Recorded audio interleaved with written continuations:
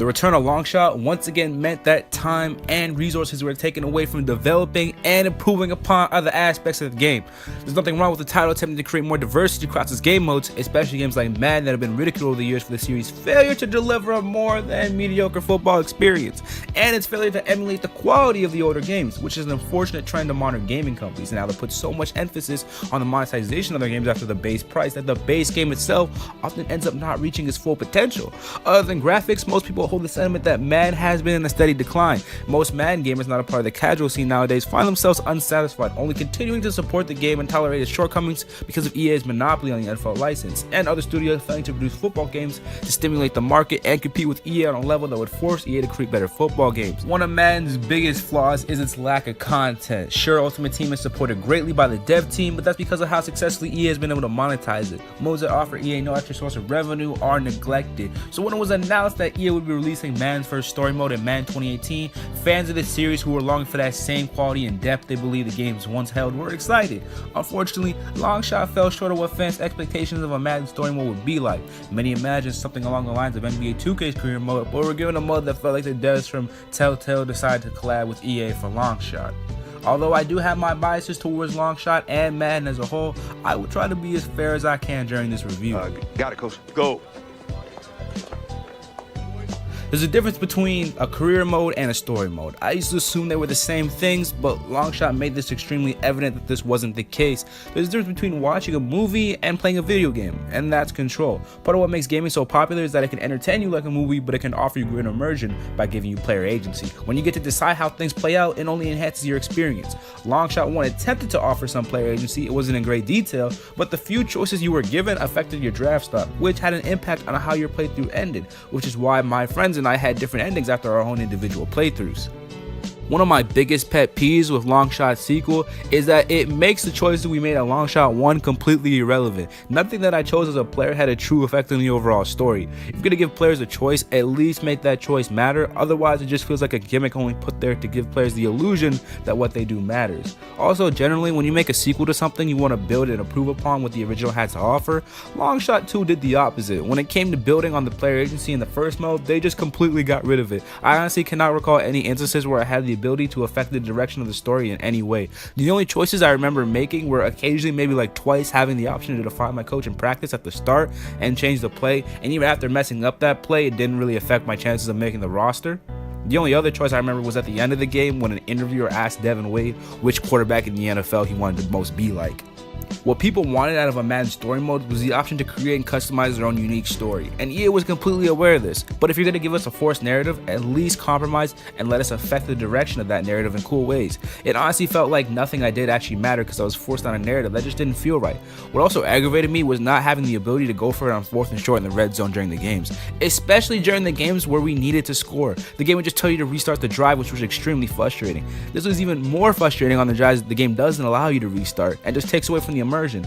If it's 4th and short in the red zone, game on the line, my career on the line, why don't I have the option to go for it? Your grade would just go down despite how well you played. It just didn't make sense from an actual football standpoint.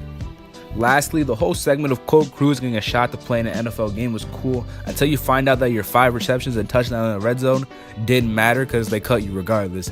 It does highlight the fluidity of the NFL and that it's very hard to stay on a roster, but I think your performance, good or bad, should have been able to affect whether you stay on the team longer. Even during the Miami tryouts, if you mess up, it lets you do them again.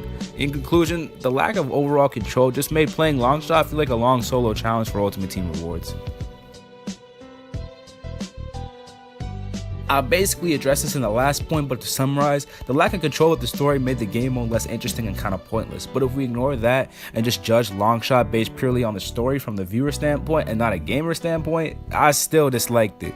Colt's story arc with reuniting with his deadbeat dad and bonding with his long lost sister was cute, but I didn't care for it, mostly because it had nothing to do with football. It just felt like a huge waste of screen time. I mean, I guess his sister became the deaf quarterback's play caller because she knows sign language, which made her kind of important, but I didn't care for her, and if the devs didn't make the quarterback deaf, she wouldn't need to be in the story in the first place. I get why they did this, try to humanize the game. A lot of Longshot's story was focused on showing people coming together and being part of one big football family to help save Mathis from I think it's Geese or Goose. I don't know how to pronounce his name, but his dad, who was trying to merge the team with their crosstown rivals. The NFL lately has been really aggressive about its whole football as family campaign, even though at the end of the day, football is just a business, and what's been going on recently with the NFL and over the years has made that extremely clear. It really felt like Longshot was trying to force us to think that it's not just a business to distract us from the truth. Longshot's story also fell short where it should have put the most emphasis in Devin Wade, the main character from Longshot 1. In the sequel, he got way less screen time than his supporting character from the original in Colt Cruz. Devin's story kind of fell flat, like not much attention was put into it, and I found myself during and after playing Devin's part of the story, I feel nothing towards his character. I guess that should have been obvious from the title Homecoming, which is where Colt was and Mathis most of the story. So I should have seen it coming. I don't have a problem with Colt Cruz. I liked him in the first Longshot, mostly for his connection and brotherhood with Devin. But in the sequel, these two barely interacted with each other, and that's realistic and all. People move on with their lives. But this Longshot felt purely like a Colt Cruz story. And I wasn't hyped up for Longshot 2, but in the sequel, I did want to see great storytelling for both characters. I wanted to see both characters together because in my playthrough of Longshot 1, I got me and Colt on the same NFL team for my ending. I like that they brought Mathis back in the story in great detail this time, but I just think that they put too much emphasis on Mathis and not enough emphasis on the actual NFL itself. I mean, this is a story mode in an NFL game. Pro number 1, 7-on-7. My absolute most favorite thing from Longshot 1 was the 7-on-7. It was fun, entertaining, and I was glad they brought it back until I realized they only let you do it once. This still counts as a pro though, because I think 7-on-7 has actual potential to be a great mode in Madden in the future, and I don't know why EA hasn't implemented it yet.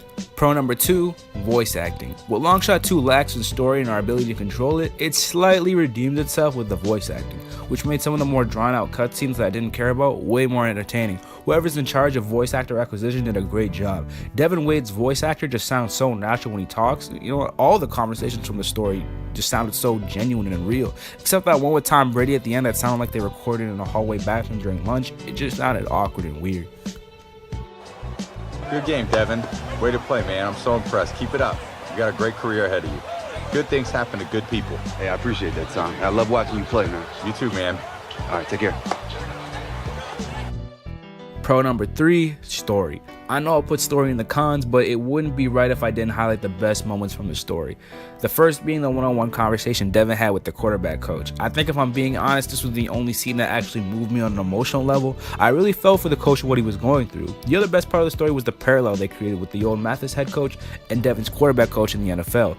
Both were men who dedicated themselves to the sport they love, and both were in it so long that their bodies had began to deteriorate. But at the end, one was fulfilled because he did it purely for the passion, and the other was left miserable because he kept chasing the check and never made it, and in the process forgetting to focus on what's really important. People. Money comes and goes, but people don't last forever, so appreciate them while they're here. I like how they gave Colt Cruz the same choice, chase the passion or chase the check, what's going to fulfill you more in life, and I like how they put Colt in that same situation, but they didn't give Devin a chance to make that choice either. They just kind of forgot about him and they're all about Colt Cruz.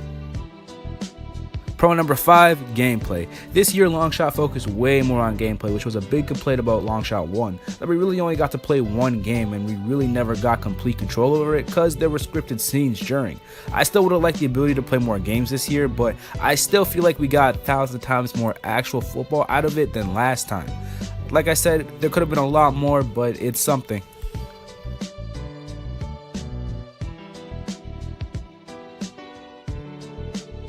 In conclusion, Longshot's story was a heartwarming tale that was okay if you like cheesy sports movies with happy endings. Personally, I didn't like it much, but it did a decent job like it did last year of telling a relatable human story, which can be hard for writers sometimes, especially when making a work of fiction. It's sometimes difficult to try and portray reality in a fictional setting because it's two different mediums.